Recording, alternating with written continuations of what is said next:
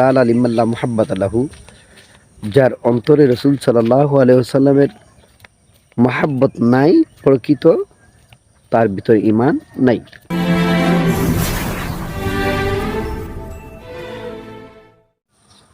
আসসালামু আলাইকুম ওয়া রাহমাতুল্লাহি ওয়া বারাকাতুহু ওয়া মাগফিরাহ। সম্মানিত মদিনা সৈনিক পেজ পাতা ও ইউটিউব চ্যানেলের সদস্যবৃন্দরা, যারা যেখান থেকে আজকে আমার এই ভিডিওটি দেখতেছেন, সকলকে জানাচ্ছি শুভেচ্ছা সহ স্বাগতম। আশা করি সকলে অনেক বেশি ভালো আছেন।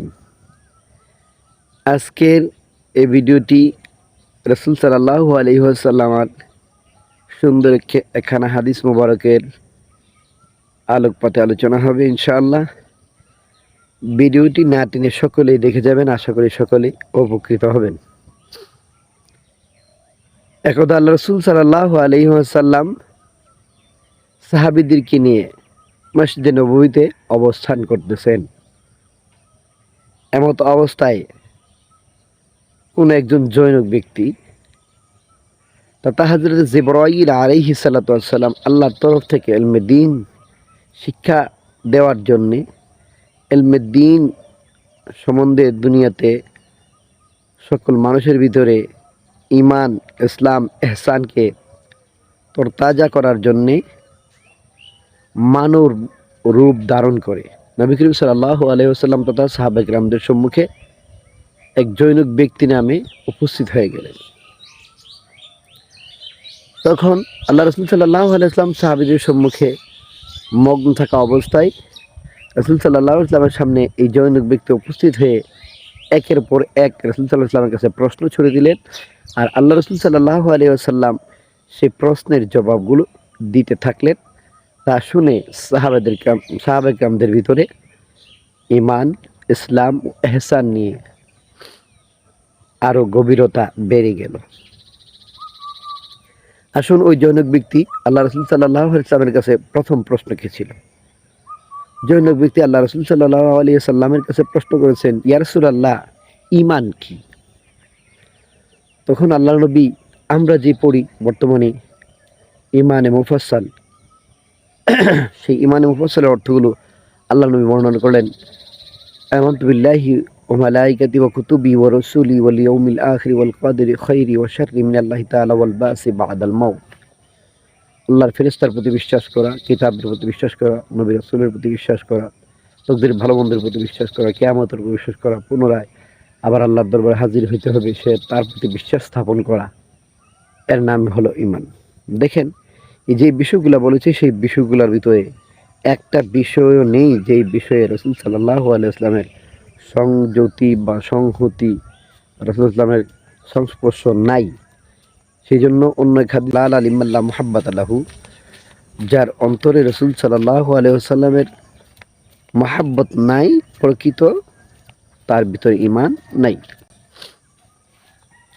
ফেরেশতা রাসূল সাল্লাল্লাহু আলাইহি ওয়াসাল্লাম, ফেরেশতাদের সর্দার হযরত জিবরাইল আলাইহিস সালাতু ওয়াস সালাম আল্লাহ রাসূল সাল্লাল্লাহু আলাইহি ওয়াসাল্লামের কাছে সর্বদা আসা যাওয়া করতেন, ওহী নিয়ে আসতেন।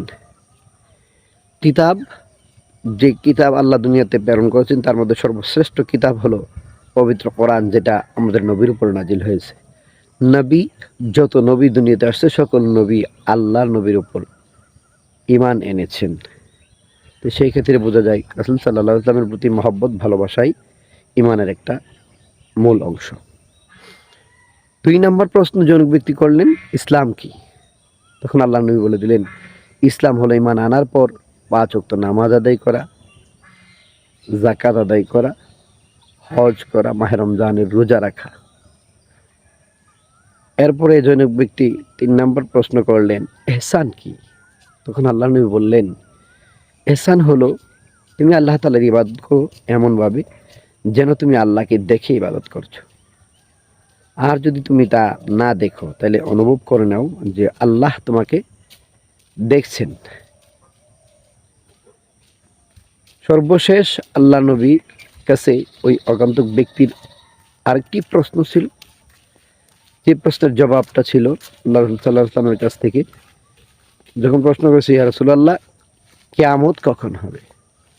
তখন আল্লাহ নবী বলছেন, দুনিয়া যিনি সৃষ্টি করেছেন, কিয়ামতের জ্ঞান তার কাছে সবচেয়ে বেশি, তবে আল্লাহ কিছু আলামতের কথা বলেছেন, যে আলামতগুলা দুনিয়াতে প্রকাশ হলে কিয়ামত অতি নিকটে। এর মধ্যে একটি হলো, যখন তোমাদের সমাজ অথবা তোমাদের দেশে, তোমাদের গ্রামের সর্দার হয়ে যাবে নারী, যখন দেখবে মূর্খদের হাতে ক্ষমতা চলে আসছে, যখন দেখবে গরিব মিসকিন যারা ছিল তারা বড় বড় অট্টালিকা প্রাসাদ বানিয়েছে, এমন কিছু আলামত যখন তোমাদের সামনে উপস্থিত হবে, তখন ভেবে নিবে কিয়ামত খুবই সন্নিকটে। তো আল্লাহ রাসূল সাল্লাল্লাহু আলাইহি ওয়াসাল্লামের কাছে অকান্তকুলিকের প্রশ্নটি মাধ্যমে আল্লাহ তাআলা দ্বীনের শিক্ষার ব্যবস্থা করে দিলেন। সাহাবায়ে কেরামদের ভিতরে দ্বীন প্রতি, ইসলামের প্রতি, ইহসানের প্রতি বিশ্বাস আরও বেড়ে গেল। আসুন আমরা ঈমান মজবুত করি, ৫ ওয়াক্ত নামাজ আদায় করি, ইহসান রাখি এবং কিয়ামতের প্রতি বিশ্বাস স্থাপন করি। আল্লাহ তাআলা আমাদের সকলকে বুঝার তৌফিক দান করুন। আমিন। আসসালামু আলাইকুম ওয়া রাহমাতুল্লাহি ওয়া বারাকাতুহু।